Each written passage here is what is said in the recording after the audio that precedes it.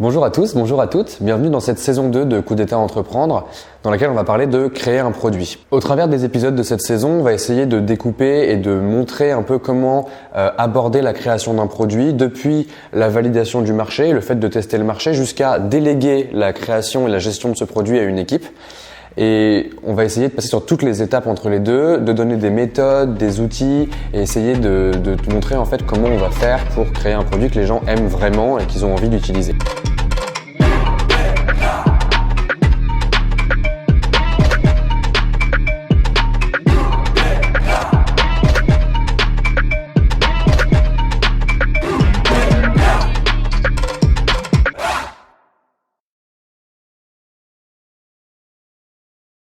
Dans ce premier épisode, on va parler de valider l'intérêt du marché et donc en fait de vérifier qu'on n'est pas en train d'avoir une idée de produit qui est complètement farfelue et qui n'intéresse personne, parce qu'en fait c'est ça le plus grand risque.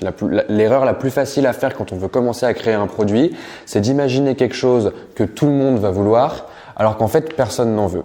Et pour ça il y a plusieurs techniques, on va essayer d'en voir un maximum dans cet épisode, notamment la création d'une landing page pour pouvoir aller chercher et tester s'il y a des gens effectivement en ligne sur internet qui sont intéressés par le produit qu'on a envie de créer même s'il n'existe pas encore. Quand on veut créer un produit, le truc le plus évident qu'il y a à faire dès le départ, c'est d'imaginer quelque chose, d'avoir une idée, de partir d'un truc qu'on veut créer absolument et qui semble être une excellente idée.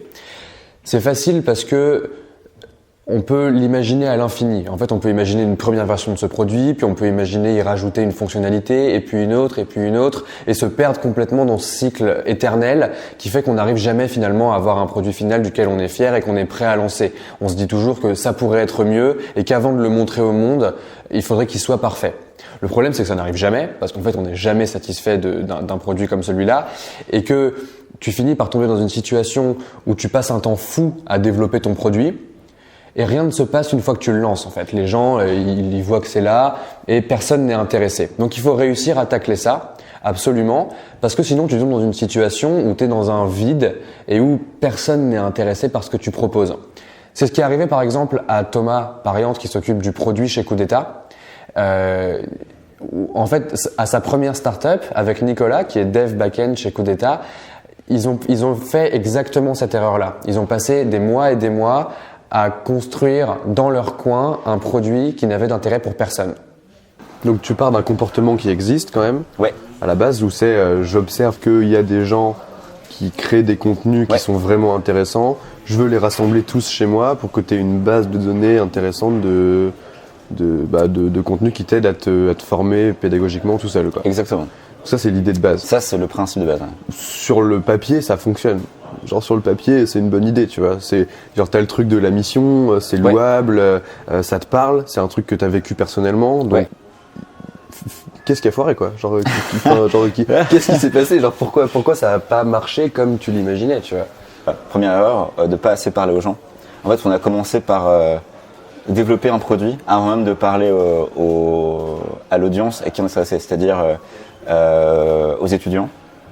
Alors lycée, collège, prépa, fac, école, enfin vraiment tout le monde a besoin d'apprendre des trucs, tu vois. Après c'est juste une question de niveau de difficulté, mais globalement tout le monde est en phase d'apprentissage et de toute façon tout le monde va l'être de plus en plus tard, tu vois. Donc de ce point de vue-là, c'était pas forcément il n'y avait pas une cible ultra précise, même si on se concentrait finalement sur le lycée. Et donc la première heure, ça a été de se dire, on a observé un truc, on n'a pas interrogé les gens sur savoir pourquoi ils le faisaient.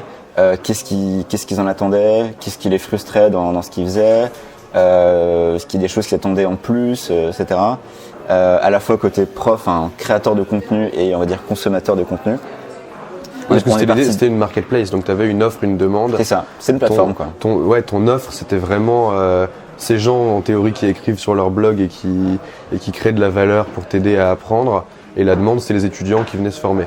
Exactement. C'est ça l'idée. Ça nous semblait trop dur, ça aussi qui est absurde, tu vois, mais en fait ça nous semblait trop dur et trop long d'atteindre un niveau suffisant pour crafter notre première version du produit, ce qui était faux. Ça c'était aussi une erreur, de s'imaginer que c'était insurmontable. En vrai, à 2 mois à temps plein, à 4, on arrivait à bâtir suffisamment pas d'expertise mais de connaissances pour commencer à fabriquer des trucs nous-mêmes, tu vois. Et ça on le savait pas, donc c'était la première erreur. Et du coup ce qu'on a fait, c'est qu'on a pris un stagiaire Donc ça, c'était pas une blague tout à l'heure. Donc on a vraiment pris C'est un vraiment stagiaire. pas une blague. Ouais, On a pris un stagiaire pour bâtir la première version de notre produit. Mais l'erreur, c'était de se dire, enfin, c'était une erreur de se dire, ok, on va outsourcer notre produit sans y connaître rien du tout auprès de quelqu'un qui est a priori pas quelqu'un de confiance parce qu'on ne connaissait pas, mais qui au final s'est avéré être quelqu'un de confiance. En fait, c'était une erreur pas si grave que ça, mais c'était une grosse prise de risque et on l'avait pas mesuré. Ça, c'était un premier truc. Je pense qu'il y a plein de gens qui se font avoir, tu vois, Ouais. et qui prennent pas forcément un stagiaire, mais une agence, un freelance et tout, et où le gars, sans être forcément de mauvaise foi, va pas forcément être toujours dans la remise en question de ce qui est proposé. Et c'est quelque chose que Bastien a fait. Du coup, globalement, ça a été une grosse prise de risque. Ça aurait pu être une erreur fatale, ça l'a pas été. L'erreur, ça a été de se dire, on va crafter un produit dans le cerveau avec Nicolas. On va le concevoir tout parfaitement. Waouh, dans notre tête, ça marche trop bien. Et Bastien, on va dessus pendant 4 mois. Ah ouais. Voilà. Ça a été une connerie. Qu'est-ce que vous avez fait pendant 4 mois pendant que Bastien y codait? Si tu veux, on attendait que on avait cette posture où vraiment, pendant que le dev se fait, on n'a rien à vendre. Alors qu'en vrai, si, tu vois, totalement. Mais ça, on le savait pas. En tout cas, on n'avait pas réalisé ça. Il n'y avait pas de... pour nous, il n'y avait rien à faire, tu vois. En fait, tant que le produit n'existait pas, il n'y avait rien à vendre. Ce qui est une connerie. Mais on le savait pas. Ouais, c'est ça l'erreur, c'est de croire que créer un produit, ça passe uniquement par la création en elle-même du produit. En fait, il y a tout l'aspect derrière qui est qu'est-ce qui m'amène à créer ce que je crée, quoi. Exactement. Et qu'on néglige toujours. Finalement, créer un produit, ça va être le dernier truc que tu fais. Tu vois, il n'y a pas de checklist, hein, mais s'il y avait une checklist, si on faisait comme ça, ou dans le cycle, la dernière étape de ton cycle, c'est bâtir un truc. Avant, ce que tu fais, c'est que tu apprends sur les users, tu découvres qui ils sont, quel est le problème, tu testes tes hypothèses, tu testes ton marché, tu testes ta proposition de valeur, tu essaies de signer des contrats, tu vois, tu essaies de gagner de la thune avant même d'avoir quoi que ce soit. Et ça, on l'a pas fait. Ouais. Et qu'est-ce qui s'est passé après? Après, on a run out of cash, motivation et people. Du coup, et tout ça un peu à la fois. Voilà. Ok. Et donc là, le projet est mort définitivement. Ok. Donc c'est pas une histoire qui finit bien, quoi. Bah si, parce qu'au final, en fait, à la sortie de ça, je me suis dit, putain, mais c'est l'entrepreneuriat que je fais en fait. Enfin, c'est ça, tu vois. Et quand tu réalises en fait toutes les conneries que t'as faites, là, ok. Et du coup, j'ai drop out de Central. Nico avait déjà drop out de Dancia. Et puis je me suis dit, en fait, c'est ça que je veux faire. Et je vais essayer de bâtir ma vie à venir dans cet univers-là. Cool. Ok. Donc ça finit plutôt bien. Ok, trop cool. Merci. Ouais, merci beaucoup. Une fois qu'on sait ça, une fois qu'on sait que cette erreur c'est la plus commune et qu'il faut absolument éviter de la faire, comment on fait pour le contrer? Pour contrer ça, il faut s'assurer que les gens ont un intérêt pour le produit que tu es en train de développer. Donc déjà, la base du truc, c'est que si tu n'as pas 20 clients à qui tu peux vendre ton produit ou à qui tu peux faire tester ton produit au jour 1, c'est que très probablement, tu n'as pas une idée qui va fonctionner sur le marché. Parce que sinon, si t'as pas 20 personnes, même si tu les connais pas et que t'as pas un accès direct à elles, mais si t'as pas 20 personnes auxquelles tu peux penser là comme ça qui utiliseraient ton produit, c'est qu'il y a forcément aucun intérêt. Ensuite, le meilleur moyen pour tester l'intérêt du marché et vérifier que t'es pas en train d'être complètement à côté de la plaque, c'est d'être à l'écoute de ce marché et d'être à l'écoute des gens qui le composent. Et en fait, c'est le travail d'entrepreneur de manière générale. Il faut arriver à saisir les opportunités, à les détecter déjà et ensuite à saisir les opportunités. Un bon exemple de ça, c'est Airbnb. Airbnb, à la base, c'est pas du tout ce qu'on connaît, c'est pas du tout une énorme marketplace où tu as des particuliers qui vont louer leur appartement à d'autres particuliers qui viennent en voyage, etc. À la base, Airbnb, les mecs, ils se sont rendus compte qu'il y avait une conférence à côté de chez eux, à côté de leur appart étudiant où ils étaient en coloc, et à cause de cette conférence, tous les hôtels de la ville étaient déjà réservés et il n'y avait plus aucune place dans les hôtels de la ville. Et ils se sont dit, à ce moment-là, ok, il y a une opportunité de marché. Il y a des gens qui sont prêts à payer même cher pour avoir un logement quel qu'il soit, parce que leur but c'est pas d'avoir un bel appartement ou d'avoir une belle chambre d'hôtel, mais juste de se loger pour assister à la conférence. Et dans ce cadre-là, on a une opportunité. Si on met un matelas gonflable par terre dans notre salon et que on fait payer les gens pour qu'ils viennent passer une nuit d'hôtel entre guillemets chez nous directement, on peut faire quelque chose d'intéressant.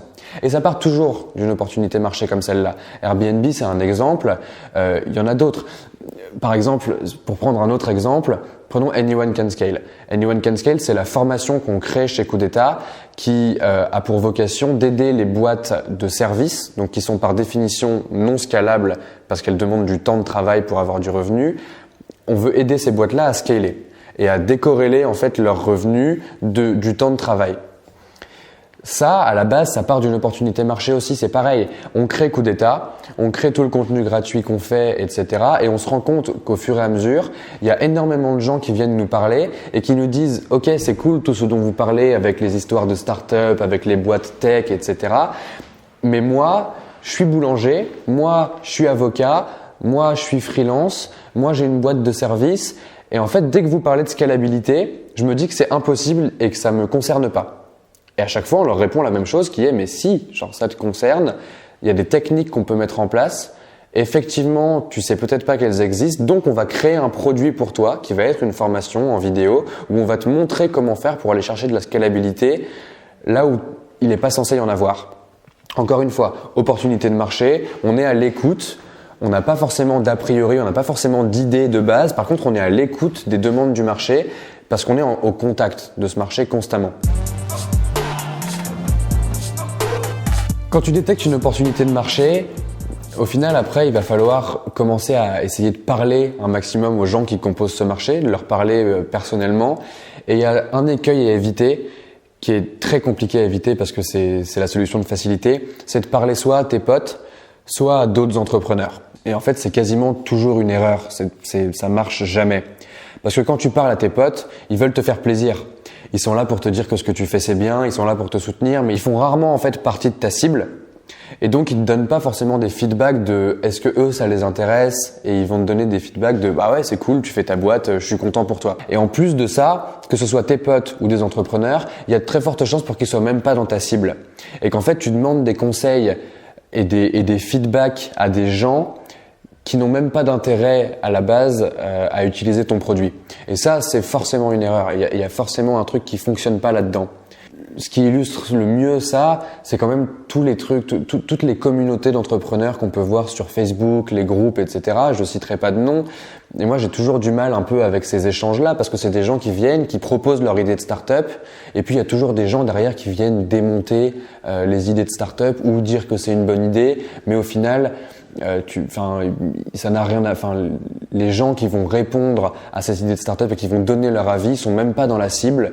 Et donc, ils se placent un peu comme des experts, un peu extérieurs à la situation, comme s'ils avaient compris comment tous les marchés fonctionnaient et que du coup, ils pouvaient te dire si oui ou non ton idée était bonne. Dans 100% des cas, ça fonctionne pas. Genre, à moins que tu vendes à des entrepreneurs ou à moins que tu vendes à tes potes, ne parle pas à tes potes, ne parle pas à d'autres entrepreneurs quand tu veux créer un produit en tout cas. Par exemple, moi, quand j'ai lancé l'année dernière un site de recettes, au lieu de le lancer à une communauté de passionnés de cuisine qui allaient être susceptibles d'utiliser le site, etc., je l'ai lancé sur mon Facebook.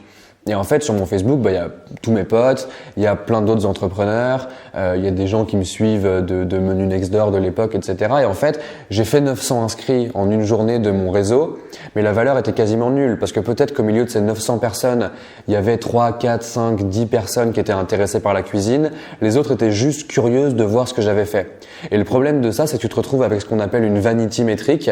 Donc, j'ai 900 inscrits, je suis très content, ma boîte marche. Mais en réalité, s'il y a personne de ta cible qui s'est inscrit sur ce que tu proposes, c'est qu'il y a un problème et personne va utiliser vraiment ton produit et l'intérêt est pas du tout validé. Donc, faut absolument éviter ça. Faut absolument éviter d'avoir les curieux qui viennent s'inscrire sur ton site et qui contribuent à faire grossir tes chiffres, mais qui contribuent pas à faire grossir ton business. Parce qu'en fait, c'est le même résultat que si tu avais des faux comptes. C'est comme si tu allais acheter des abonnés. Tu vas faire grossir le nombre, mais tu as fondamentalement personne de réel, entre guillemets, qui est vraiment intéressé par ce que tu proposes. Donc, il faut éviter ça à tout prix. La clé pour pas tomber là-dedans, c'est de se focus sur ta cible, en fait, de te focaliser uniquement sur ta cible. Et la cible, tu dois la définir en amont. Parce que c'est elle qui te permet de trouver le problème que tu résous. C'est une des questions que tu dois te poser quand tu crées un produit. Quel est le problème que tu résous? Genre, c'est quoi le problème que tu résous? Pour détecter un problème, il y a quand même une situation dans laquelle c'est plus facile. C'est toujours plus facile de détecter un problème sur un marché et dans un milieu que tu fréquentes de manière générale. C'est ce que je disais avec Anyone Can Scale juste avant. En fait, c'était facile pour nous de détecter le problème des gens qui veulent scaler leur boîte de service parce qu'on les côtoie au quotidien, qui nous parlent, qu'on est au milieu de ces communautés-là, qu'on les voit échanger entre eux, etc. Et que même nous-mêmes, on en fait partie. Aujourd'hui, que ce soit Coup d'État ou que ce soit The Family, on est un peu des boîtes de service. Donc au final, on a même le problème nous-mêmes. Et ça aide vraiment à détecter un problème. Un autre exemple, ça va être WeWork.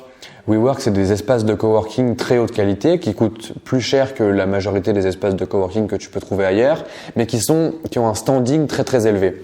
À la base, le mec, il a pas juste eu l'idée de WeWork en se levant un matin. Il a bossé avant des années en coworking. Il a créé d'abord des espaces de coworking qui avaient pour vocation à être écologiques, autosuffisants, avec des éoliennes sur les toits et où au final, il pouvait avoir une espèce d'espace de coworking vert. Et puis au bout de quelques années à faire ce business-là, et après avoir accumulé de l'expérience sur les espaces de coworking et surtout sur ce que les gens attendaient d'un espace de coworking, il s'est dit ok, comment on passe au niveau supérieur et comment on crée un espace de coworking qui va vraiment résoudre les problèmes que tous les gens qui veulent travailler dans des espaces communs ont. Quels sont ces problèmes-là? Et encore une fois, c'est facile pour lui parce que ça fait des années qu'il traîne dans ce milieu-là et qu'il voit des clients et qu'il peut détecter les opportunités à balle tout le temps.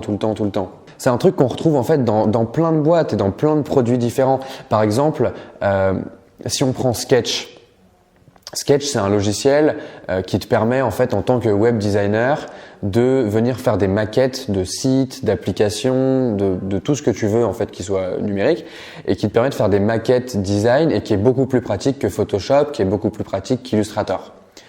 Ce truc-là est un carton international complet parce qu'il parle aux bonnes personnes, les web designers, les UX UI designers, tous ces gens qui travaillent un peu dans le web ou dans en tout cas le software, le logiciel de manière générale. Et on a détecté qu'il y avait un problème. C'était insupportable de créer des maquettes sur Photoshop, c'était insupportable de créer des maquettes sur Illustrator. Il fallait un outil qui soit adapté à ce workflow-là, à ce mode de travail-là. Il fallait cet outil et ils ont juste créé cet outil. Et encore une fois, à la base, les mecs qui ont créé Sketch, c'est des designers. Et ils expérimentent le problème eux-mêmes, ils se rendent compte qu'il existe, ils côtoient plein d'autres gens qui ont le même problème en même temps qu'eux, et donc ils se disent, ok, là, clairement, il y a un truc qu'on peut résoudre, on peut améliorer matériellement la vie des gens en créant un produit, on va le faire. Donc c'est ça le truc, c'est qu'il faut essayer d'arriver à détecter le problème que tu veux résoudre. C'est la première étape. Il y a une sorte de framework que je trouve très intéressant pour parler de tout ça. C'est la matrice de Nir Eyal. Nir Eyal, il a écrit un bouquin qui s'appelle Hooked et qui en fait t'explique comment créer un produit qui rend les gens un peu addicts à ce que tu fais. Et il a une de ces matrices qu'il utilise dans le bouquin qui s'appelle la matrice de la manipulation. Donc c'est à prendre avec des pincettes, il explique que éthiquement il faut faire attention à ce qu'on fait, etc. Mais en tout cas, cette matrice, elle se décompose en 4 parties. Il y a 2 choses qu'on va regarder pour placer un produit dans cette matrice justement. C'est 1, est-ce que j'utiliserai moi-même mon produit? Et 2, est-ce que ça améliore réellement et matériellement la vie des gens? Si tu utilises ton produit toi-même et que tu améliores vraiment la vie des gens, là, on est dans le tout bon. On est vraiment dans ce qu'on cherche dans la création d'un produit. C'est la manière la plus facile de créer un produit qui va plaire aux gens parce que on peut avoir une vraie connexion avec les gens pour lesquels on le crée et on peut détecter les problèmes beaucoup plus facilement. Par contre, si tu améliores la vie des gens mais que tu l'utilises pas, t'es juste un vendeur en fait. T'es juste, l'exemple par exemple, ça va être le dropshipping. Genre tu vas vendre des produits qui t'intéressent pas nécessairement toi, pour lesquels t'éprouves pas forcément d'intérêt, mais par contre tu vas les vendre et tu vas faire du cash avec et ça fonctionne. C'est une manière de faire du business qui fonctionne. Mais je trouve personnellement que créer un produit dans ce cadre-là où tu n'es pas toi-même la cible de ton produit, c'est très compliqué. Ensuite, il y a l'autre cas où tu améliores pas la vie des gens, mais tu l'utiliserais toi-même. Très souvent, dans ce cas-là, tu tombes dans ce que Nir Eyal appelle la catégorie des entertainers, donc les gens qui créent en fait des loisirs. Donc effectivement, si tu n'améliores pas la vie des gens mais que toi ça te plaît, c'est que très certainement ça va être, ça peut être du cinéma, ça peut être un parc d'attractions, ça peut être une console de jeux. Enfin en fait, tu vois, genre si tu prends une Xbox ou une PS4, c'est des jeux. Ça n'améliore pas fondamentalement la vie des gens, ça règle pas vraiment de problème, si ce n'est l'ennui. Après, ça apporte d'autres choses, mais ça règle pas vraiment de problème. Par contre, c'est aussi une manière de faire du business qui fonctionne, mais qui est aussi un peu plus compliquée pour créer un produit que les gens vont vraiment aimer. Et enfin, tu as la dernière catégorie qui est que si tu n'améliores pas la vie des gens et que tu l'utilises pas toi-même, bah en fait, soit tu es un dealer, ce qu'on appelle un dealer, et qu'en fait tu essaies de refourguer des produits qui ne t'intéressent pas et tu essaies juste de te faire du cash sur le dos d'autres gens, soit tu n'as juste pas de business. Et en fait, si ça t'intéresse pas toi-même et que t'es pas capable d'améliorer un tant soit peu la vie des gens et que ça n'intéresse personne, bah en fait t'es dans la case de la matrice qui fait que ton business fonctionnera pas. Donc pose-toi vraiment la question, dans quelle case tu es? Est-ce que tu es en train de créer un produit qui te parle à toi? Et est-ce que tu es en train de créer un produit qui va améliorer vraiment la vie des gens, qui va régler un problème dans leur vie? Ou est-ce que tu es dans une des 3 autres cases et comment tu te places par rapport à ça? Ok, donc on parle depuis tout à l'heure de détecter les opportunités et d'analyser le marché. Le truc le plus important quand tu veux commencer à parler à ton marché et à les détecter encore plus, les frustrations et les motivations qui vont les amener à utiliser ton produit, même s'il n'existe pas encore, ça va être de parler à leurs émotions. Et c'est ça qu'on va voir. Ton objectif, ça va être de capter les motivations et les frustrations qui vont être exprimées par les gens qui composent ton marché. Pourquoi les frustrations et les motivations? Parce que c'est ce qui est relié directement aux émotions et c'est ce que les gens vont exprimer et qui va leur tenir à cœur pour de vrai. Pour ça, il n'y a pas de secret. Il faut que tu passes du temps là où les gens qui ont le problème que tu as détecté passent du temps eux aussi. Je m'explique. Ton but, ça va être d'observer leur comportement, de vraiment essayer de collecter un maximum de données sur qui ils sont, comment ils agissent au quotidien, pourquoi ils font les choses, pourquoi ils se lèvent le matin, pourquoi ils ont envie de régler certains de leurs problèmes, etc. Il faut que tu comprennes vraiment qui ils sont. Et il faut que tu détectes les frustrations. La première chose à faire, c'est de détecter les frustrations. C'est très souvent plus facile. Les frustrations, ça passe par quoi? Ça passe par des phrases qui commencent par « je n'y arrive pas »,« je perds du temps »,« je perds de l'argent ».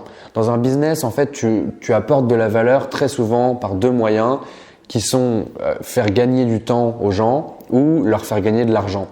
Et si tu détectes des frustrations qui parlent de ça, qui parlent de « ah mais ça me fait perdre du temps » ou « ça j'ai la flemme de le faire », etc. Toutes ces frustrations-là, elles sont très intéressantes parce qu'elles vont te permettre de construire un discours pour aller parler aux émotions des gens que tu veux toucher. Pour détecter les motivations, c'est toutes les phrases qui vont commencer par « j'ai envie de »,« je voudrais »,« j'aimerais », toutes les choses qui sont un peu plus positives et qui vont expliquer pourquoi les gens se mettent à faire des choses. Là où les frustrations sont ce qui bloque les gens, qui composent ton marché à accomplir de nouvelles choses, les motivations, c'est vraiment ce qui leur donne envie de le faire. Si on regarde GitHub, par exemple, donc GitHub, c'est une sorte, donc GitHub, pour ceux et celles qui connaissent pas, c'est une sorte de réseau social pour développeurs qui te permet en fait, en équipe de codeurs, de travailler à plusieurs et de gérer de la meilleure manière la façon dont tu arranges ton code et la façon dont tout le monde intervient sur les différents morceaux du code. Si tu regardes la landing page de GitHub et que tu regardes leur discours, ils utilisent des phrases qui ont rien à voir avec ce que fait la solution en soi. Genre par exemple, il y a écrit manage your chaos. Tu sens que ça c'est un truc qu'ils ont écrit après avoir parlé à des dizaines et des dizaines de développeurs qui leur ont répété que bosser en équipe en tant que développeur, c'était le chaos complet. Et donc ils se sont dit, ok, on va créer notre discours et on va écrire chaos dedans parce que ça va parler aux gens et ça va parler à leurs émotions. Si tu regardes une boîte comme Freeletics, c'est une application qui te permet de créer, ça te crée automatiquement un programme sportif avec un coach en intelligence artificielle et en fait ça va t'entraîner à faire du sport régulièrement de manière très intense pour perdre du poids ou gagner du muscle. Sur la page d'accueil de Freeletics, il y a quasiment rien qui t'explique comment fonctionne l'appli en soi. Il y a rien qui te montre concrètement ce que c'est. Tout ne parle que d'émotions. Sur Freeletics, la phrase principale c'est « Osez vous libérer des excuses ». Ça aussi, c'est un truc qu'ils ont forcément construit après avoir parlé à des utilisateurs, à des clients qui leur ont dit « Oui, ce qui est compliqué moi dans ma vie et qui m'empêche de me mettre au sport, c'est que je me trouve toujours des excuses ». Et hop, ils ont construit leur discours par rapport à ça. Et si toi, tu cherches à attirer l'attention de l'utilisateur, il faut que tu fasses la même chose. L'intérêt d'arriver à créer ce discours d'une bonne manière dès le départ, il n'est pas ponctuel. Il n'est pas juste là maintenant on crée un discours et puis après on va le jeter. Non, en fait ce qui est intéressant dans la création de ce discours, c'est qu'il va revenir tout au long de la vie de ta boîte. En fait, certes, en l'état actuel des choses, tu vas pas forcément avoir un discours qui est complet, qui va décrire exactement ce que tu fais ou ce que tu vas faire à long terme, mais par contre, il te permet d'avoir un discours qui est compréhensif vis-à-vis des utilisateurs que tu vises ou vis-à-vis des clients que tu vises et qui du coup va pouvoir attirer leur attention. Et surtout, en fait, ce qui est assez fou avec cet exercice-là de trouver les frustrations et les motivations et essayer d'établir un discours en fonction de ça, c'est que ça te permet, toi, de rationaliser ce qui est important pour les gens. Et si tu comprends ce qui est important pour les gens que tu vises, c'est beaucoup plus facile pour toi de leur vendre ton produit. Parce que vendre ton produit, c'est aussi important que créer ton produit. Une fois que tu as observé tous les comportements, une fois que tu as détecté plein de frustrations, plein de motivations, pose-toi et synthétise tout ce que tu as appris pour créer un discours qui va retenir l'attention des gens. Pourquoi créer un discours, c'est important ? Parce que déjà, comme je viens de le dire, ça va définir la direction générale de ton produit. Donc de manière générale, c'est toujours bien d'avoir un discours auquel se raccrocher. Ensuite, ça va influencer la rédaction des contenus que tu vas mettre sur ta landing page, qui est l'objectif final de cet épisode, c'est de sortir une landing page pour tester l'intérêt du marché. Et enfin, ça va te permettre de vendre en one-to-one aussi. Ce discours-là, il se construit et quand tu vas rencontrer des clients dans la vraie vie, des potentiels clients dans la vraie vie, tu vas pouvoir leur parler et avec ce discours qui contient les frustrations et les motivations, tu vas pouvoir leur montrer que tu les comprends et tu vas du coup pouvoir avoir plus de facilité pour leur vendre ton produit. Ton discours, il est composé de quoi ? Il est composé de toutes les choses qui touchent à l'émotionnel des gens. Donc, on l'a déjà dit, les motivations, les frustrations. Il faut que tu montres que tu les as compris. Il faut que tu apportes un début de solution aux problématiques auxquelles les gens font face. Bien évidemment, il va dépendre en partie de tes envies, parce qu'il y a des frustrations et des motivations que tu vas avoir envie de résoudre et d'autres pas. Donc, il y a aussi une part de choix chez toi, que tu peux faire le choix de régler certains problèmes et pas d'autres. Et surtout, tu vas forcément pouvoir attaquer la résolution du problème de tes utilisateurs par différents angles. Regarde, par exemple, si tu prends Deliveroo et Frishti, le problème est le même. Le problème, grosso modo, c'est je dois manger 3 fois par jour et je ne sais pas toujours comment faire. L'angle de résolution du problème est pas le même dans les deux boîtes. D'un côté, tu vas avoir Deliveroo qui va attaquer ça sous l'angle de la rapidité, la commodité. T'as la flemme, tu veux rester chez toi, donc on va te livrer les meilleurs restos de Paris. Et puis de l'autre côté, tu as Frishti qui lui est plus sur la convivialité, le bien manger, un côté authentique et où on dit voilà, c'est pas parce que tu as la flemme de cuisiner que tu es obligé de mal manger.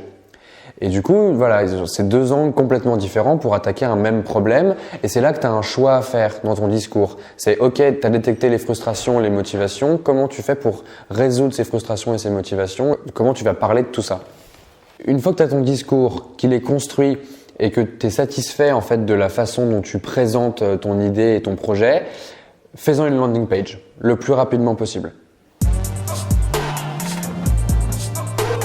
Il y a plusieurs techniques que tu peux réutiliser pour valider l'intérêt du marché et tester ton discours.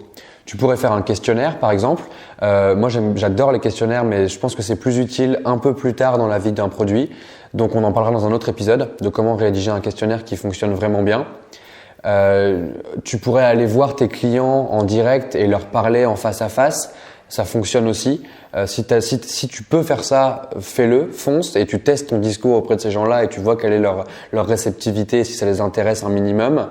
Mais bon, l'objectif au final quand même, et c'est un truc qu'on sous-estime très souvent, c'est d'être intense. Et pour être intense, ça veut dire qu'il faut voir un maximum de personnes et parler à un maximum de personnes en un temps le plus réduit possible. Et pour moi, la landing page est un moyen très très efficace de faire ça parce que tu peux publier ta landing page, trouver des canaux d'acquisition qui vont amener du monde sur la page, les gens vont s'inscrire, laisser leur adresse mail et tu pourras les contacter pour leur parler.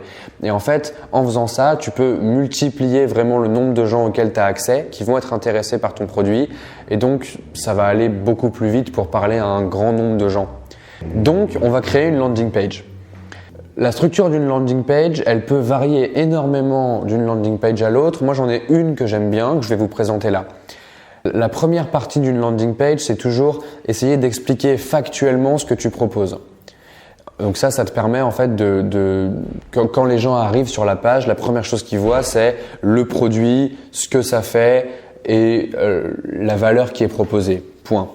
Ensuite, il va y avoir une deuxième partie où tu vas expliquer le comment ça fonctionne, qu'est-ce qu'il y a derrière et pourquoi ton produit est meilleur qu'un autre, tu vois, genre par exemple, enfin c'est pas forcément la concurrence que tu veux viser, mais en tout cas, qu'est-ce qui différencie ton produit. Ensuite, tu vas avoir une partie sur le pourquoi, la mission, l'émotionnel, les frustrations, les motivations, ce que ça va apporter aux gens dans leur vie et comment ça va améliorer leur vie concrètement d'utiliser ce produit. Et puis enfin, tu peux avoir tout un tas d'informations complémentaires avec un call to action en bas de page qui va être répété depuis le call to action du haut de la page. Et le but, c'est d'en avoir le plus possible pour inviter les gens à soit laisser leur adresse email, soit s'inscrire selon le format que tu choisis de ta landing page. Donc cette structure, elle fonctionne. Et le mieux, c'est qu'on voit en pratique comment on fait pour la créer. Pour créer une landing page, il y a pas mal de techniques différentes qui existent. Il y a plein d'outils, surtout en ligne, qui existent pour en créer. On en verra un peu plus tard dans cet épisode. Mais là maintenant, j'aimerais bien vous montrer comment moi je crée une landing page.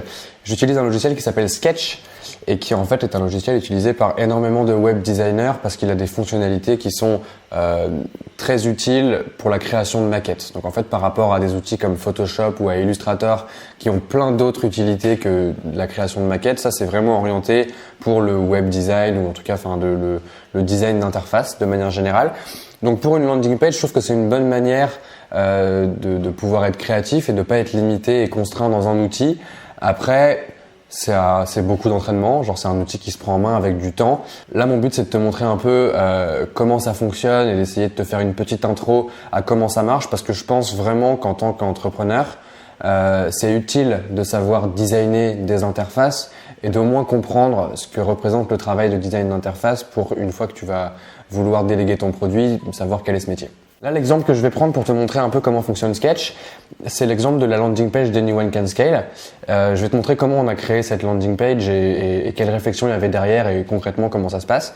La première étape à la création d'une landing page en général, c'est de la dessiner sur papier parce que ça te permet de pas avoir à faire tes réflexions en utilisant le logiciel directement. Tu peux juste exécuter ces réflexions. Moi, j'aime bien faire un plan très succinct, très simple de tout ce qu'il y a dans la landing page avec une idée vague des contenus en fait. Anyone Can Scale, pour remettre du contexte, c'est une formation. On a eu l'idée de cette formation parce qu'il y a plein de gens qui regardaient les vidéos de coup d'état et qui nous disaient le problème c'est que dès que vous parlez de scalabilité, donc d'hypercroissance, etc., moi qui suis traiteur, qui ai une agence, moi qui suis avocat, moi qui suis artisan de manière générale, en fait tous ces gens qui ont des boîtes de services venaient nous voir et nous disaient le problème c'est que je me reconnais pas dans ce que vous dites, mon modèle n'est pas scalable. Et donc on a décidé de créer une formation pour dire mais en fait si il est scalable, ton modèle actuel n'est pas scalable, mais il y a moyen de aller chercher de la scalabilité dedans, parce que la scalabilité n'est pas binaire. C'est à peu près toute l'idée qu'on a de cette formation, et donc maintenant, l'objectif c'est d'essayer de rassembler les frustrations et les motivations et de les mettre dans une landing page avec un discours, et donc d'attirer l'attention des gens qu'on vise, qui sont ces propriétaires de business qui sont des PME, qui sont des boîtes de services en fait de manière générale. Donc cette landing page, elle va se décomposer comme toujours en plusieurs parties succinctes et l'idée c'est que les gens vont pouvoir découvrir ce qu'est le produit et puis ensuite il y aura des explications un peu plus concrètes et puis aller retourner un petit peu dans le pourquoi. Enfin voilà, on va essayer de mixer les messages pour essayer de donner envie un maximum de précommander la formation qui n'existe pas encore. Et on a juste des insights sur les gens sont intéressés par ce genre de formation. Et on veut vérifier que ce soit le cas. À la base, moi j'aime bien, donc quand je crée une landing page, faire une sorte de première slide, en gros, sur laquelle on va venir mettre le logo de coup d'état.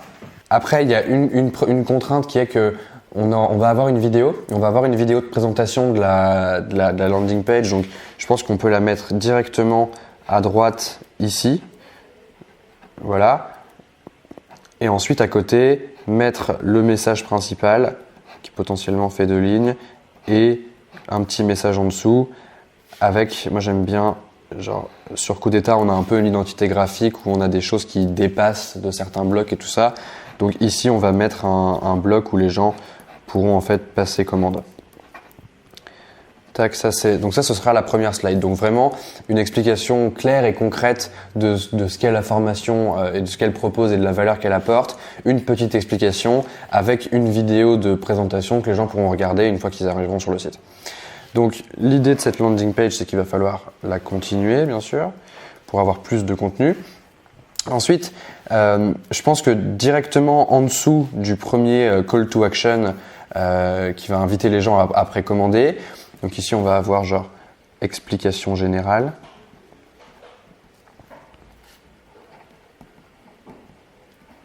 Tac. Ici on va avoir une deuxième section où on va essayer d'expliquer quel est le problème qu'on résout. Donc ça va être quelque chose qu'on retrouve ici, mais de toute façon dans tout le discours on va essayer de montrer quel est le problème qu'on résout.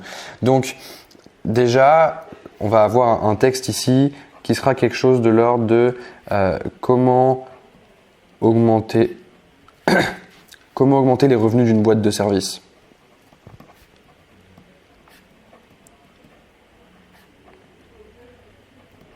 Hop, petit texte d'explication.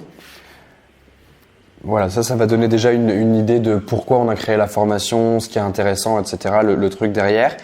Après, il faut aller chercher les déterminants émotionnels. Et je trouve qu'un truc qui fonctionne bien pour aller taper dans les déterminants émotionnels des gens, c'est de comparer leur situation actuelle à leur situation future s'ils achètent ta solution ou s'ils utilisent ta solution. Donc pour ça, moi j'ai envie de faire un tableau en fait avec tous les trucs négatifs liés au fait d'avoir une boîte qui ne scale pas et en fait à côté tous les trucs positifs liés au fait d'avoir une boîte qui scale. Donc hop, on aura des petites checklists, tu vois, un truc comme ça, je pense, et ça nous permettra en fait d'avoir quelque chose qui est très digeste, que les gens peuvent lire facilement, auquel ils vont s'identifier et se dire ok, moi je suis dans cette situation là, comment je fais pour passer à celle-là? Et ben entre les deux, il y a Anyone Can Scale et j'ai envie de passer d'une situation A à une situation B. Ensuite, il y a je pense qu'une fois qu'on a... Donc là, on a trois étapes. En gros, on a une explication générale de ce que c'est avec vraiment, genre, concrètement, qu'est-ce qu'on propose. Il y a le pourquoi on l'a créé. Il y a l'identification, l'étape d'identification où les gens doivent se reconnaître dans le problème, où on définit le problème plus en profondeur encore. Et ensuite, je pense que là, c'est très important de casser le truc. On est beaucoup dans le pourquoi, dans le comment, etc. De mettre quelque chose de très très concret. Et donc là, on va dire, ok, c'est 20 heures de contenu, vidéo, des outils concret à utiliser, un truc comme ça. Et en fait, ça nous permet d'avoir un gros titre qui dit bon, ok, c'est bien beau, le pourquoi, ce vers quoi on veut vous amener, ce vers quoi on va tendre dans cette formation, mais je pense que c'est important de vous dire ok, bam, va y avoir ça et ça. Et en fait, vraiment, genre rentrer dans le concret, même si on sait pas vraiment encore. Là, il y a forcément une idée, il y a un angle avec lequel on veut attaquer le truc, on veut attaquer par tous les aspects d'un business, de la génération de leads jusqu'au bout. Donc, on peut faire une sorte de mini-programme qui dit ok, concrètement, c'est quoi? Genre, c'est quoi vraiment que vous proposez et à quoi je vais avoir accès si je précommande la formation? Ensuite, il y a forcément une étape qui va être sur le prof. Donc là, en l'occurrence, c'est Oussama. Je sais déjà un peu quelle photo on va pouvoir utiliser. Bon, je suis pas le meilleur dessinateur de la Terre, hein, voilà. Mais en tout cas, donc on va avoir une petite photo d'Oussama avec le prof Oussama Hamar, je pense, et ensuite un texte explicatif qui explique qui est Oussama et pourquoi il est légitime à donner cette formation, etc. Et enfin, je pense qu'on va remettre un dernier call to action avec une petite catchphrase genre transforme ta boîte.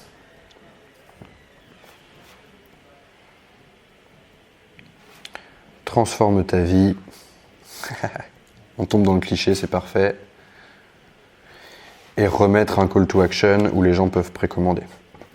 Et je pense qu'avec ça, on a un plan de landing page qui est pas mal du tout. Donc là, on a On est encore dans le quoi en fait, mais donc là on a cette histoire de légitimité, explication de pourquoi ce produit est bien et concrètement qui est dedans. Et enfin on a un dernier call to action et on a un call to action ici aussi. Donc là on a un plan en fait de landing page qui est vraiment qui est construit, où il y a à peu près tout ce qu'on veut en fait. Il y a de l'identification pour l'émotionnel, pour toucher l'émotionnel des gens. Il y a le concrètement ce que c'est et une explication un peu générale. Il y a les bons call to action qui vont inviter les gens à commander, ou enfin en tout cas dans l'occurrence à précommander le truc. Et donc là, avec ce plan-là, je pense qu'on peut commencer à designer vraiment la landing telle qu'elle va être in fine et utiliser Sketch. Donc Sketch, c'est un logiciel qui sert à éditer des maquettes, grosso modo. Donc là, le but, c'est de faire une maquette du plan qu'on vient de dessiner. Donc en gros, Sketch, ça fonctionne sous une... Il y a une hiérarchie de l'information qui est divisée en ce qu'ils appellent des artboards. Donc on va pouvoir créer un artboard. Donc en fait, on peut faire insert artboard ou appuyer sur A et ensuite définir qu'on veut insérer responsive web, un truc desktop HD. Et donc là, on voit qu'on a une première case en fait dans laquelle on peut commencer à faire sa maquette. Je pense qu'il va falloir qu'elle soit un petit peu plus haute. Là, la largeur est bonne, donc on voit qu'on est à 1440 pixels de largeur et on voit qu'il faut, je pense qu'en hauteur, il va falloir un peu plus quoi, pour pouvoir faire une page qui est plus longue. Donc, la première étape, c'était de dire, OK, on veut une première slide où il va y avoir une explication générale de ce qu'on fait. Pour ça, je vais dessiner en faisant un rectangle, donc j'appuie sur R, je vais dessiner un premier rectangle qui va faire 600 pixels de haut, quelque chose comme ça. Je pense qu'on est pas mal à 600 pixels. Hop, je dessine ce rectangle, je lui enlève la bordure, et je vais le mettre de la bonne couleur, qui est la couleur d'Anyone Can Scale, qui est cette couleur-là. Non, c'est celle-là. Si je ne me trompe pas, c'est celle-là, effectivement. Hop, on va aller dans le Finder récupérer le logo de Coup d'État. On a créé un logo d'Anyone Can Scale exprès, donc on va pouvoir récupérer celui-là. Tac, on va l'insérer dans la page. Bon, là, il est un peu grand, donc on peut réduire sa taille. Et vraiment, c'est très intuitif en fait Sketch comme logiciel. C'est assez simple à prendre en main. Voilà. Ce qui est bien dans une page web, c'est de définir une largeur fixe. Genre, c'est souvent plus facile à créer comme format de design. Ici, par exemple, en fait, Sketch te permet de montrer des règles. Et ces règles, en fait, on peut choisir d'avoir une largeur de page. Là, en l'occurrence, je pense qu'on peut faire genre 200 et 200. Ça fait qu'on est à 1000 pixels de largeur. Et donc, on va pouvoir venir mettre notre logo ici, à cet endroit-là, au niveau des règles, pour pouvoir que tout soit aligné, en fait, tout simplement. Ensuite, on a dit qu'on allait devoir mettre du texte. Donc, je vais écrire ce texte. Hop, on écrit ce bout de texte. On va réduire un petit peu la taille du biseau. Et ici, on va venir mettre la vidéo, comme on avait dit. Hop, je change sa couleur. Ici, on peut insérer éventuellement un triangle. Et on va le mettre en blanc, histoire de montrer que c'est une vidéo. Donc là, déjà, on a quelque chose qui ressemble à un début de truc. Donc voilà, il y a vraiment très peu d'éléments. Je pense que je peux augmenter un tout petit peu la taille de ce rectangle, mais il y a vraiment très peu d'éléments et on a déjà des infos intéressantes. On dit qu'il y a 30 heures de formation pour que ton business tourne. Là, on montre de manière générale, en fait, la direction que va prendre le produit et on explique. Donc là, on est sur l'explication générale. Maintenant, il nous faut notre call to action. Je pense que le mieux dans ce call to action là, ça va être de faire un rectangle blanc. J'ai envie de le faire dépasser en fait sur la page, comme j'avais fait sur la maquette. Donc on va créer un rectangle ici. Donc voilà. En fait, c'est ça qui est intéressant avec Sketch, c'est que tout n'est que rectangles, formes imbriquées les unes dans les autres et des bouts de texte et tu joues avec. Et ici, en fait, tu as tes dossiers qui se créent au fur et à mesure et tu vas pouvoir les regrouper en dossier, en sous-dossier. Donc c'est assez simple. Genre là, vraiment, donc je vais créer un rectangle qui va dépasser un petit peu, que je vais rendre blanc. comme ceci, tac. Et là voilà, donc le problème de ce rectangle c'est qu'on va pas le voir, donc j'ai envie de changer le fond de la page. Donc ici on va pouvoir changer le fond de la page. Je mettrai un gris un peu basique, on aura l'occasion d'y revenir un petit peu plus tard éventuellement. Hop. Donc voilà, là on a notre call to action, c'est écrit précommandé maintenant à 699 € au lieu de 1900. Tu as un bouton pour précommander 699 €, c'est clair que tu peux cliquer sur ce bouton et tout l'enjeu il est là. C'est que là on a un début de landing page qui est extrêmement clair, le message est concis, il y a une vidéo d'explication, il y a un call to action. Fondamentalement, ça pourrait suffire. Après on va rentrer plus dans le détail, mais ça pourrait suffire. Je pense que c'est important dans l'utilisation de Sketch pour te montrer un peu comment ça fonctionne, de voir comment regrouper en fait les différentes formes et en faire des groupes. C'est ça qui est intéressant. Donc dans Sketch, en fait, c'est une des fondations de Sketch, c'est de pouvoir regrouper les éléments entre eux et de pouvoir les dupliquer et d'en modifier certains éléments. En gros, par exemple, ici, et si je sélectionne ces deux choses-là, que je fais pomme G, hop, ça les groupe ensemble, juste ici. Et donc là, je peux appeler ce groupe vidéo. Et donc on a, maintenant je peux bouger en fait la vidéo avec le triangle indépendamment. Et donc ici pareil, on a fait un premier groupe, on va regrouper cela. Tac, ici tout ça, ça n'est qu'un seul groupe aussi. Ensuite la deuxième partie, c'était l'explication de pourquoi on l'a créé. On va faire un premier titre, donc on va l'appeler comment augmenter les revenus d'une boîte de service. On va centrer ça correctement. Donc, comment augmenter les revenus d'une boîte de service? Donc, c'est vraiment genre la problématique auquel on veut. C'est vraiment la problématique qu'on a identifiée et on veut montrer comment augmenter les revenus d'une boîte de service. C'est ça tout l'enjeu d'Anyone Can Scale. Donc, on explique ça et on donne une petite explication. Une fois qu'on a expliqué la problématique qu'on avait détectée et le pourquoi on fait les choses finalement, on va pouvoir aller dans l'émotionnel et faire ce fameux tableau où on va faire des comparaisons entre avant Anyone Can Scale et après Anyone Can Scale. Pour ça, même chose en fait, on va venir créer un rectangle et on va pouvoir les remplir avec une liste des choses qui sont problématiques quand tu ne peux pas scaler. Donc on a un texte final qui montre bien la différence entre sans scalabilité et avec scalabilité, sachant que il y a aussi un enjeu dans cette landing page d'expliquer aux gens ce qu'est la scalabilité pour ceux qui ne savent pas forcément ce que c'est. Et en fait, on retrouve dans tout ce texte-là juste les frustrations qui ont été exprimées par les gens qu'on a pu voir un petit peu et avec qui on a pu observer leur comportement un peu de loin. Les petites histoires, on les retrouve, voilà, pas sur les factures impayées, c'est vraiment du réel, du concret. Et l'objectif, c'est que les gens s'identifient et qu'ils se disent « Ok, ça c'est pour moi ». Et qu'ils comprennent qu'on les a compris en fait, un minimum. Après, évidemment, on n'a pas encore fait le travail de discuter en profondeur avec eux, mais on détecte qu'il y a déjà ce début de problème-là. Et donc avec Sketch, on peut facilement mettre en page quelque chose de vraiment solide qui transmet un message important et qui transmet le message de « on a créé quelque chose pour vous ». Ça découle d'une observation, ça découle pas juste de nos idées dans notre tête. Ok, donc là on a vu comment créer une landing page avec Sketch. Et ensuite, il faut la coder.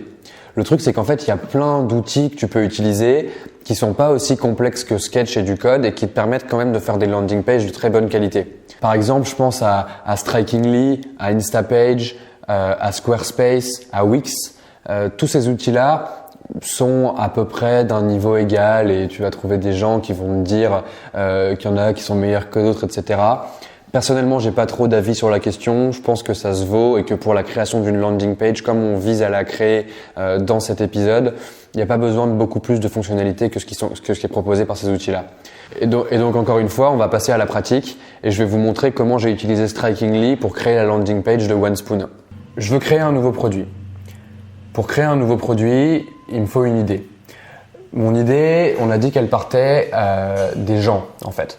Et donc il faut que je trouve une catégorie de gens qui m'intéressent, avec laquelle j'ai envie de bosser et pour laquelle j'ai envie de créer un produit. Un des trucs que j'aime bien faire dans ma vie, c'est cuisiner. Et au-delà de cuisiner, j'aime bien apprendre à cuisiner à d'autres gens. C'est un truc qui m'intéresse vraiment, c'est assez marrant, j'apporte une vraie valeur et je trouve ça chouette. Donc si mon objectif c'est de créer un produit qui va aider les gens à cuisiner, D'ailleurs, c'est le début de mon pitch. En fait, c'est très très simple. Il va falloir d'abord que je trouve leur frustration et leur motivation, qui sont les choses que je vais résoudre dans le produit que je vais créer. Donc, si je vais sur Marmiton et que je fouille le forum un peu, donc ça va être tout le truc. Donc, mon objectif, c'est vraiment de trouver des expressions de frustration et de motivation. Donc, pourquoi les gens veulent se mettre à cuisiner, ça c'est les motivations, et qu'est-ce qui les empêche de se mettre à cuisiner, ça c'est les frustrations. Donc, voilà, en fait, il va falloir fouiller et ça prend du temps. Genre, c'est un truc qui prend du temps. Il faut regarder un peu tous les posts. Il faut s'immerger vraiment au cœur de ces communautés-là, comprendre ce que les gens veulent, ce que les gens aiment, etc. Tu vois. Bonjour du jeudi, bonjour sous la neige. Alors voilà, j'ai quelques touches peut-être. Donc là sur Marmiton, il y a un truc cours de cuisine pas cher et sympa à Paris. Bonjour, je cherche des cours de cuisine à Paris qui ne soient pas trop chers. Je suis étudiante, donc peut-être qu'il y a un truc c'est trop cher. J'aimerais apprendre à cuisiner et rencontrer des gens qui partagent ma gourmandise. Et ça, c'est les motivations. Ensuite, qu'est-ce qu'on va trouver d'autre? Je voudrais apprendre à cuisiner, je sais faire quelques plats simples, mais je trouve que c'est pas à mon goût, je voudrais apprendre autre chose. Avez-vous une méthode pour initialiser une personne à la cuisine? Donc elle, c'est parce qu'elle cuisine pas assez varié. Ah, je mange parce qu'il faut manger, mais après, je n'ai pas de patience pour faire la cuisine. Frustration, pas de patience. Et surtout, j'ai peur que tout soit raté.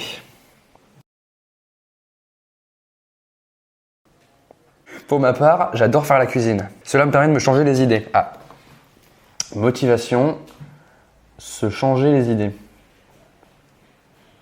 Maintenant qu'on a tout ça, il va falloir que je définisse quel message je veux faire passer dans ma landing page pour qu'il y ait des gens qui viennent et qui s'inscrivent et que ça les intéresse un minimum. Donc comment je vais faire pour transformer toutes ces frustrations ou au moins une partie de ces frustrations que je vais choisir et de ces motivations, comment je vais faire pour les transformer en un message positif qui va intéresser les gens et pour lequel ils vont s'inscrire.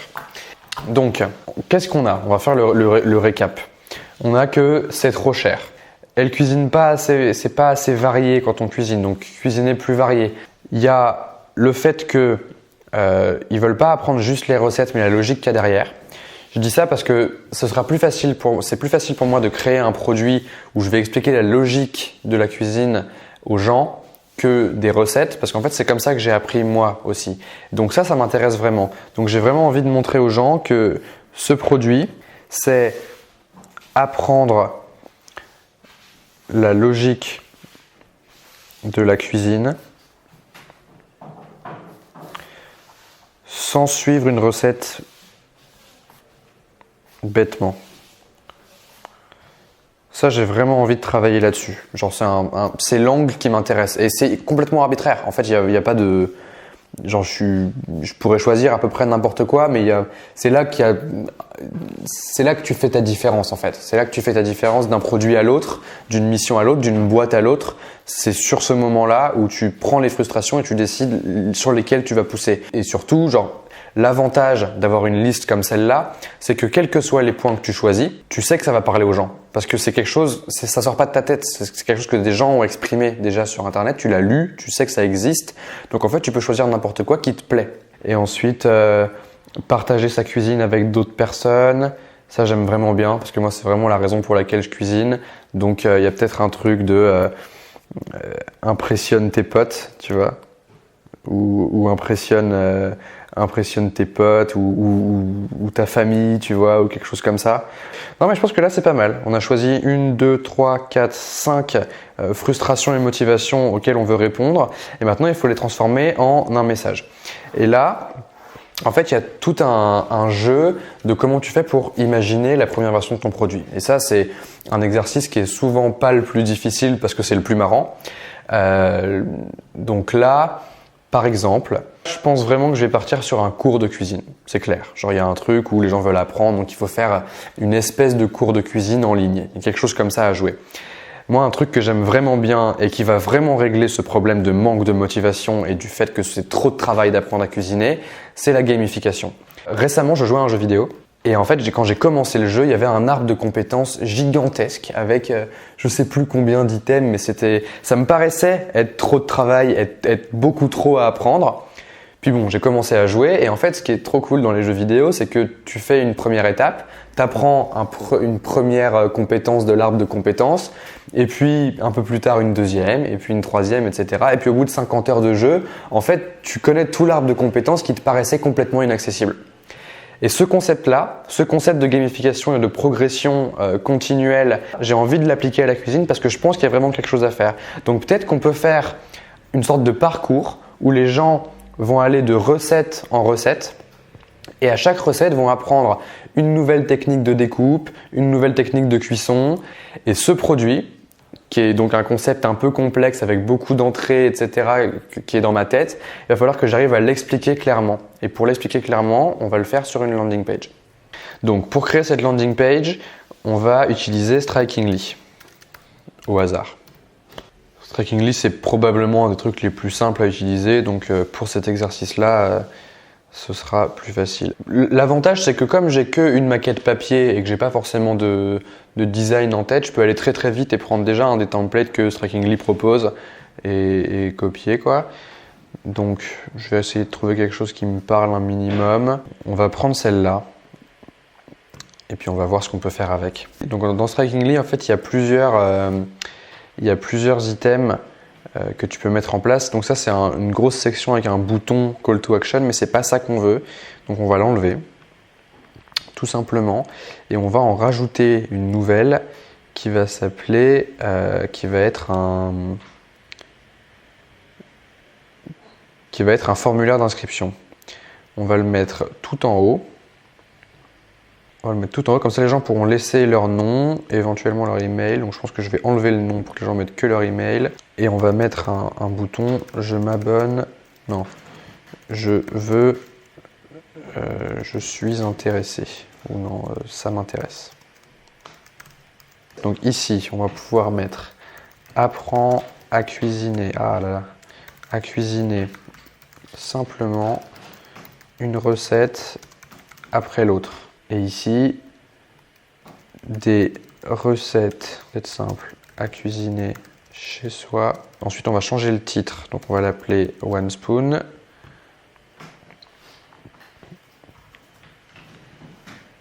Ensuite, on veut changer l'image d'arrière-plan qu'il va y avoir ici. Ok, donc ça, c'est la première étape de notre landing page. Si je fais un aperçu, que je regarde à quoi ça ressemble, on arriverait sur ce site-là, ce qui est pas mal en soi. Et ensuite, on doit pouvoir même changer le logo de ça. Ça ira bien, c'est good enough. Les gens peuvent laisser leur adresse mail. Je vais plutôt mettre un call to action qui dit « Je m'inscris ». Enregistrer. Voilà, et comme ça, quand les gens arrivent, donc je reviens voir un coup. Quand les gens arrivent sur le site, il y a écrit « Apprends à cuisiner simplement, une recette après l'autre ». Des recettes simples à cuisiner chez soi pour apprendre la cuisine pas à pas. Ok. Et donc là, maintenant, c'est le moment où on doit expliquer un peu plus en détail ce qu'on va faire. Sur le site, évidemment, il y a des choses qui sont perfectibles, ça se travaille, etc. Là, j'ai fait ça en une demi-heure, donc il va falloir le faire. Je vais le travailler encore un petit peu, etc. Mais en attendant, on a les principaux messages. Comme je disais, donc on a le apprends à cuisiner simplement, une recette après l'autre. On a notre nom, on a notre logo, on a notre menu, etc. Ça fonctionne hyper bien, ça a été fait très très vite avec des photos que j'ai trouvées complètement sur internet. Un texte, une explication avec des photos, etc. Et j'ai ma landing page qui est prête. Pour faire connaître cette landing page et faire en sorte qu'il y ait des gens qui s'inscrivent dessus, j'ai envie de tester 2 canaux d'acquisition. Le premier, c'est de grossir dans des communautés déjà existantes. Donc on va aller sur Reddit, on va aller sur Marmiton, on va aller sur Au Féminin, on va poster des messages dans ces groupes-là pour communiquer, quoi, grosso modo. Et faire en sorte qu'il y ait des gens qui cliquent sur ce lien et qui s'inscrivent et qui laissent leur adresse email. Et on va essayer de faire de la pub sur Facebook pour essayer d'avoir des gens qui vont être intéressés par le message et voir comment ça marche. D'abord, on va aller sur Marmiton. Marmiton, créer une discussion. Donc ce qui est toujours un peu particulier quand on poste sur des forums comme ça, c'est que c'est difficile de créer un compte juste pour poster. Donc là, je vais essayer de faire ça. On va voir si ça prend ou pas. Mais en fait, la plupart du temps, moi quand je poste sur Reddit par exemple, je fais attention à être actif dans le subreddit avant, dans la communauté déjà, pour pas que les gens se disent cette personne-là, elle vient juste pour faire de la pub de son service. Et effectivement, en fait, c'est un gros problème. Donc là, pour cet exercice spécifique, on va poster sur Marmiton et sur Au Féminin, etc. Sans avoir posté autre chose.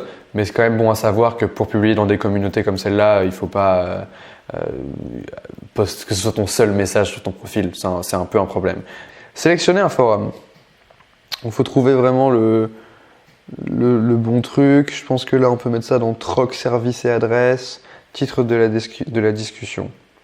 Alors, pour le message qu'on veut faire passer, c'est très important de prendre 2 choses en compte.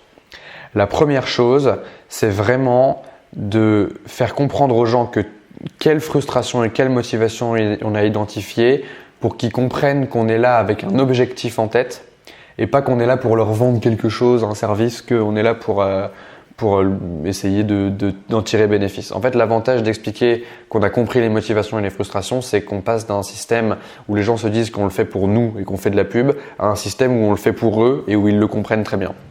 Donc, ça, c'est la première chose. Et la deuxième chose, c'est qu'il faut avoir quelque chose d'impactant et un minimum de storytelling.